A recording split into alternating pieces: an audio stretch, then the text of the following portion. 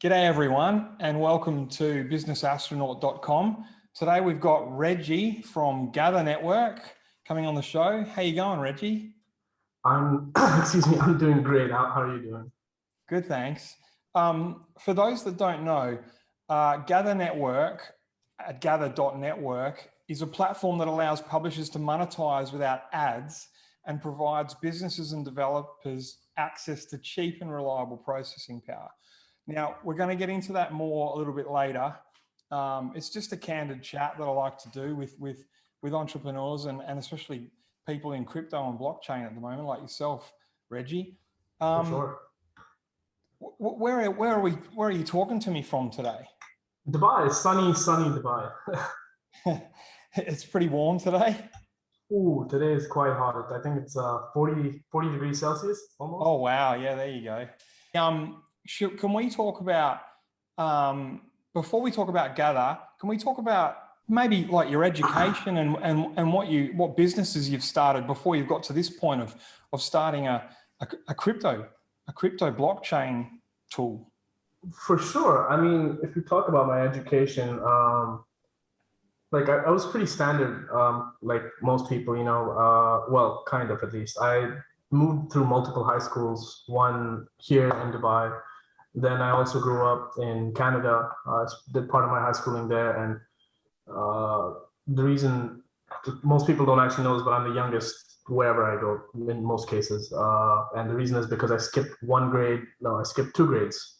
Oh, wow. Yeah, so when I ended up joining university, I was actually 16 and a half. I was just about turned 17. Oh, wow. Yeah, so at 17, I went to a place called Huddersfield, which most people will not know where that is unless they follow the Premier League. It's near Manchester. I did my BA honors in business management and operations, and I never bothered with doing a master's or anything like that. And in all honesty, I didn't really take education that seriously. I mean, it was good. It was good to have, but I never really cared for it too much. Like the only thing that really ever interested me was maybe business management and operations, cultural management. That's something I really took on when you work with different cultures around the world and how to navigate that whole space. And yeah, I think most of my education has been kind of on the go, if you will, books at one point, and just different forms of work experience, honestly. So what kind of work were you into? Like, did you work for other people? Did you start your own businesses? So my first ever like formal work experience was actually as a volunteer for something called the YMCA in Toronto. I was pretty young at that point, and that was just, you volunteer, you clean up things, take care of stuff, more like an intern kind of thing. And I think my first formal work experience was in oil and gas, where I was looking after about 200 or so people as a regional manager for Iraq and India, based out of Dubai, and I'd fly to Iraq, and I spent about 2 years doing that. And that taught me a lot very quickly, because you're working with extremely skilled people who are much, much older than you. Yeah. I was about 19 or 20 when I started that. And yeah, what I learned from there about finance, about people management, change management. And then on top of that, you're working in a war zone, which is, just adds a level of complexity, which most people can't deal with. Like a very good example is that you can't wire money into Iraq, right? Like every week, every company, every oil and gas company or any other foreign company would go to one Western Union, because there was only one.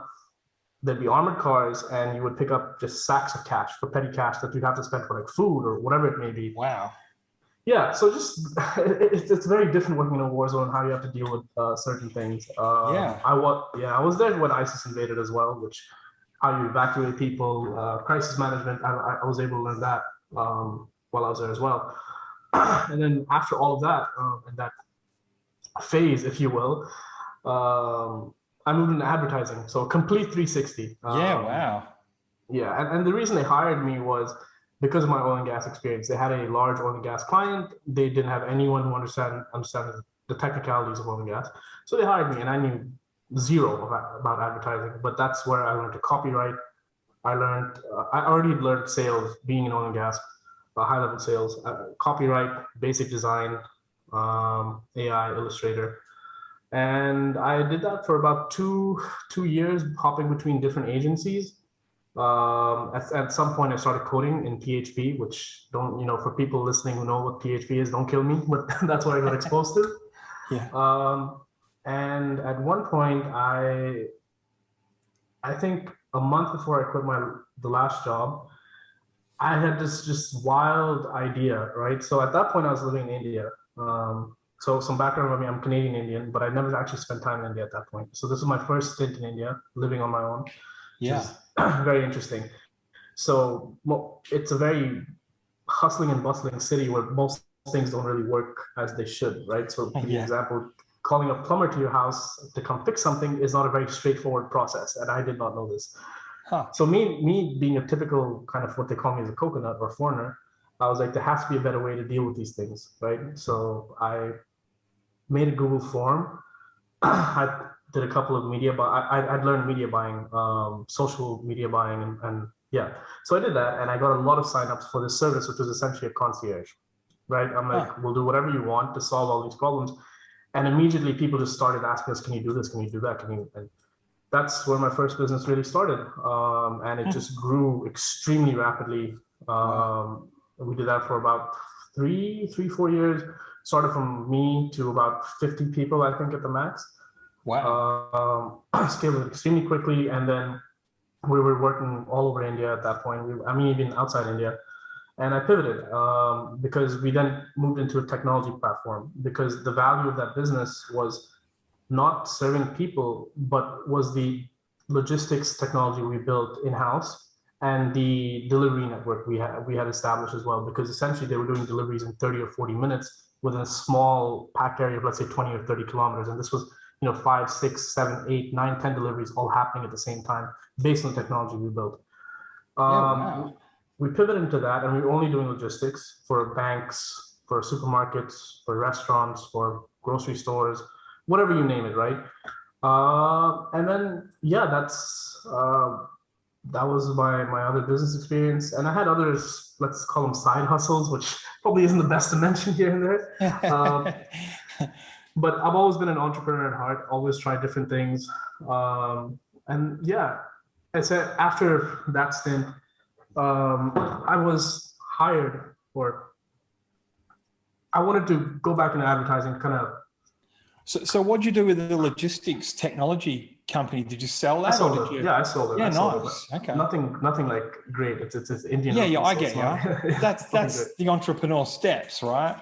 That's what we do. We build something, go, hang on a minute, and then we sell it and move on to the next thing. Yeah, nothing great, but yeah, I guess. So the thing is, when I was in that business, Mike, I barely did anything creative, right? Like writing copy every now and then, or stories or anything. So there was someone I knew, and I said, hey, I want to work with you like for a month, just get my mind off. Essentially, I was an Excel monkey, right? I want to do something creative. So I joined him, and he saw my value and he asked me, can you help me scale this business, right? Which was a webcomic, essentially, right? He had a very loyal audience. And this is where the original precipice of Gather started. Essentially, when I came in there, I was like, there has to be a way to monetize this comic, this website, without having to bombard people with advertising, right? Let's be very realistic. No one likes ads. No one. Maybe like 1% or something find ads useful. So while researching, I had come across something called CoinHive. So for those not familiar, CoinHive is basically one of the first JavaScript-based Monero miners. Now, how that works is Pirate Bay is a very good example. They use this technology. When you go on Pirate Bay, they would use your system resources to mine Monero. Were they? Yeah, they were doing this for a very long time. Yeah, they were doing this. They caught flack for it because they didn't tell anyone, right? Yeah. They didn't tell anyone. And they kept doing it for a bit because it was earning them a good amount of money, considering, they had very limited income streams, being a quote unquote illegal site. And when I saw that, I'm like, this has legs. But coming from that, having that advertising experience, I was like, it's not going to work for large name publishers. They need a lot of other things. They don't want to deal with cryptocurrency, number one. They need fiat payouts, number two. They need analytics. And most importantly, you need to have user consent in multiple forms. So you could see that the function of it and that people may want to use it, but you knew it was going to come to an end because they weren't being transparent. Correct. They weren't being transparent. There was issues with their business model. You know, the core idea, trade processing power for revenue is powerful, but how they executed it was not, I didn't agree with that. Yeah. And from there, we got the initial team together, and then it's a long drawn story from there as well. Yeah. Okay. So this is a number of years ago. This was a number of years ago. This was about, we're coming on to our 4th year. Yeah. Yeah. Okay. So now I guess that gets us to the point. Thanks for introducing what you've been up to, because people obviously are now hearing about you a lot with Gather. So let's talk about Gather. I mean, from what I understand, I read out the basic website blurb before. It allows publishers to monetize without ads and provides businesses and developers access to cheap and reliable processing power. I can relate to that because I'm a domain broker and I'm a domainer in Australia.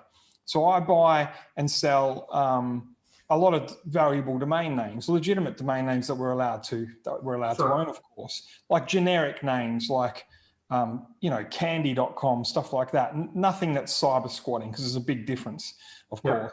And when I saw and heard about Gather, I mean, people just started talking about it. I thought it was an amazing concept, especially to use with parked domain names, because in the parking domain names thing is such old technology now from the late 90s and early 2000s, and people get really annoyed at it. The Gather technology made me think, as a domain investor, parking my domain names, maybe I could do something with Gather on there. Do you reckon there's a model for that? I would. It just honestly, it would depend on how much traffic you have, right? The main metrics for publishers, and with consideration of Gather, is how many sessions you have a month and how much time each person is spending per session, and to another extent is what are the devices, right? Is it mobile, is it PC, tablet, or even streaming devices, or in some cases Android watches. So let's take us through the concept of Gather now. I've got involved a bit in the test now, and I've had a look at the back end admin section for publishers, and it looks pretty good, and it works great. But in theory, I mean, I live in Perth, and we go to the local Perth news site. We all do in Perth. There's a couple of million of us that live here. Every time we go there, we're bombarded with these ads and pop-ups, and I don't like it. I mean, that's one example. If there was a way I could go to, say, that news site, for example, and instead offer up, don't show me any ads, just let me push a button, and then you can take, 5% of my processing power, whatever, and then I just aren't bombarded by ads. Is that an example of what Gather can do? Exactly. That is a perfect example of what Gather can do, with a lot more. I bet. Okay. Maybe can you give us some more examples? For sure. So one thing that will be very interesting for specifically users of websites, right? Because as a publisher, it's very clear, you're earning revenue, right? And you don't have to bombard your users with ads. I mean, you can run Gather with ads, and that's up to you. I mean, you're just going to double your income at the end of the day, but you're going to piss off your users. Yeah. Some people are going to do that, in all honesty, right? That's his business for them. Yeah. But as an end user, what's very interesting is we have a feature called the loyalty program, right? So what the loyalty program is, you can enable, as a publisher, right? You can enable to share your revenue, whatever percent you want, with your end users in the form of cryptocurrency. So that acts as a competitive advantage. So if you have site A and site B that are showing the same content, but you get something back for visiting that site. That's awesome. Yeah. So in theory, if there were, say, two competitive news companies in where I'm from in Perth, and one of them offered Gather with no ads, and they said, basically, is it a little pop-up that pops up and says, do you want to use Gather? And then they read all the terms and conditions and stuff like that. And in theory, the news company providing the news with no ads can say, we're actually going to give you, by being loyal to reading the news on our site, we're going to give you, 10% of the pool. Is that how it works? 10% of our earnings we're going to give back to you. So Wow. the consent mechanism works in multiple ways, right? For certain websites, large publishers, they want it specifically in terms and conditions. Some want opt-in loops and some want opt-out loops. But in all cases, all consent-based, that the user is Okay. informed of what's going on at all times. Also, it kind of can be like one of those little cookie bars at the bottom saying, understand that this is what's happening, press OK, Yes. or say no and they can opt out. Correct. Okay. Interesting.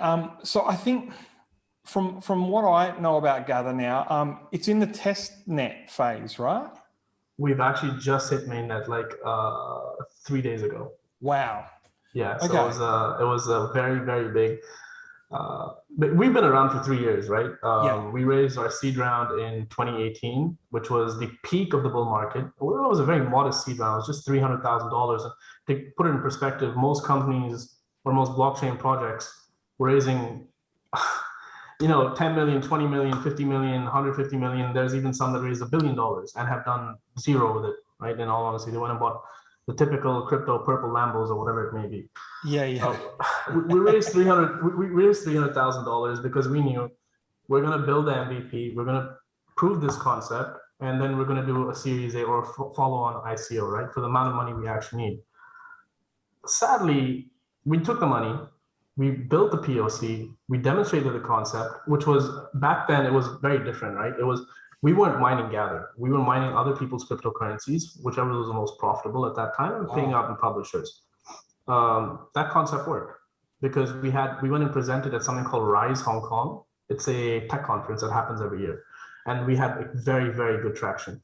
So the POC was demonstrated, it demonstrated viability, and we're like, okay, let's fund the ICO. Sadly, the bear market hit, and we couldn't raise money in the bear market. It was horrible timing, but we're like, this concept has a lot of legs. That's been proven. Yeah. So the core team kind of came together, and like we had a bit of life savings, all of us, and we just put it in. Like we had that much faith. Like there's that saying, put your money where your mouth is, and that's what we ended up doing. And we essentially for 2 years lived the hardcore. I'm not sure if you've heard the saying, ramen life. Yeah. That's what we did. And we kept building. You're just living and breathing it, right? Exactly, literally, right? I think for some of us, there were days like we literally didn't have like 10 there, but $10. Like we're like, no, okay, we gotta chill. We got people servers this month and shit.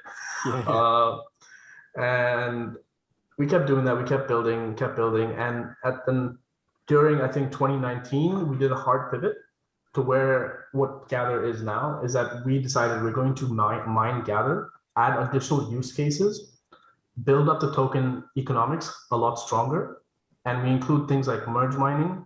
We have compute power as a service or Gather Cloud, where this compute power and storage, which is generated from nodes and also the websites, is sold onto enterprises and developers. We landed our first $1 billion client as well in 2019, or the beginning of 2020 rather. And a lot of more clients started coming on. And mind you, we had zero money, like literally. And this was all happening at this time. We kept building, and then in September of 2020, the market started changing, and we were able to raise about $1 million. We went and listed, and then we started aggressively hiring as fast as we could. Be the dev team, the business team, community managers, marketing team, as fast as we could, and we're still doing that till this day because we're scaling now. At this point, we have a not a proof of concept, but we have a product at this point, which is now build, go further. And now this is where we are, and then knock on wood, it's a very, very good position for us to be in. Teams all neck deep in work all the time, and we're acquiring more users. We actually have a media buying campaign that's going on right now to acquire more publishers. Intensive marketing campaigns going on. We have an ongoing Series A. What else? There's a lot going on always, all the time. We have a lot of stuff happening. It seems like you guys are super busy over there. Yeah, we're trying to do as much as we can, as fast as we can, more importantly. Yeah, I bet. I can see some other use cases as streaming platforms. And remember when, I was just to name a big company like Spotify, I personally joined up with like Spotify, but I didn't like all the ads, and it just kind of threw me off. Sure. If there's a new version of like a music streaming service or video streaming service, potentially they could use Gather, right, instead of showing ads, they could just allow people to click on an opt-in button, like you're saying, to say I'm willing to give up some of my processing power, Correct. and also maybe get back a little bit of Gather cryptocurrency and then that could work. Exactly. That's actually, streaming sites are a very, very good use case because they have extremely long sessions. So they actually stand to make a lot of money. Yeah, right. Because of the long amount of sessions. So think of just, hypothetical example, Netflix was using Gather to monetize. Even though they don't need the money, they could. You will, I mean, there's a lot of use cases for Gather specifically. Yeah. So, but at the moment, of course, because you've only been live for like, what, 3 or 4 days or something. Yeah. So in theory, there's going to be a streaming type service that probably is going to use Gather. And then, so if someone watches like 3 movies in a row for 6 hours, in theory, they're getting paid a bit of Gather by opting in and letting their processing power be used. Correct. They would be. Yeah. If the publisher allows it, yeah. Of course. One thing I did want to mention, like during that bear period, we're still signing on early users, which has led to, a go live revenue of about, last I checked, was about $400,000 approximately per month. So that's, that's just a testament of the team working during with no budgets. And now that we have excess treasury, all the money we need for burning, capital and scaling, you can see, you'll start seeing that number grow very, very quickly because we don't earn, we're USD or fiat generating business as well. And one thing I say to everyone, we don't treat Gather as a blockchain project. We are a business. We're structured as a business. We have shareholders. There's a foundation. We have multiple companies in place. We have KRAs, KPIs, and that's how we deal with this. There's a management team and people are held accountable. There's been co-founders that have been fired in Gather. I'll be very honest, because they didn't, hold up what they were doing. And if someone said, "I'm not doing my job," fire me. It's not about individual people. Yeah, it's about the company and what we're doing. Exactly. It's got to be about the greater good of the company, not the individual people involved. If the company is going to be successful, Wow, that's super exciting stuff. I mean, how does the rest of the roadmap look for the rest of this year? So I would say for the rest of the year, it's about Series A. It's about scale. Part of use of funds for the Series A is an acquisition. So the thing is, right, if we can go out and acquire new cloud users. Cloud users are very, very important for Gather because they generate the USD revenue. We could go out and do that, but just the amount of time that would take would be too long, and even the resources would spend. So it's easier for us to go in. While this might not be the best thing to say, but in these unprecedented times of Corona, you have a lot of businesses that are currently at risk. So you can purchase these businesses at a market discount. So that's what we want to do. That's the plan with the use of funds. So we can acquire more cloud businesses. Are you talking about? Yes. Oh yeah. Okay. And of course, you'd need that as you scale, because as more publishers are bringing on, customers who want to give up their processing power, you obviously need the cloud servers, right? Correct. Initially, in this stage of the business, you need to make sure supply and demand is somewhat equally matched. And then once it reaches a certain peak, then it's okay. Market factors will be able to absorb, etc. All right. Well, I think that's it for today then. Thanks for coming on and talking about Gather with us, Reggie. It was a pleasure. Thank you for having me on, Robert. I wish you all the best in the future, and I'm sure everyone's going to keep an eye on Gather. So for people to get involved in Gather, they can go to gather.network. They can sign up as a publisher. Correct. And if they've got website with traffic, they can turn it on and see if their customers would prefer to use the Gather network rather than having advertisements and Google AdWords and all that sort of stuff. Yeah. And if another way people can get involved with Gather is they can, of course, invest in the cryptocurrency. Correct. You can also invest in the cryptocurrency. You can run masternodes, which is these decentralized servers, which serve as a backbone for Gather. You can investing in the cryptocurrencies gives you the right to participate in governance of how the whole network will actually run as well, which is, I think, a very exciting thing. Yeah. There's a bunch of other use cases, but these are the highlights, I would say. Great. Well, we might touch base with you again down the track. But thanks for coming on today, Reggie. Thanks for having me on. See you, mate. Pleasure.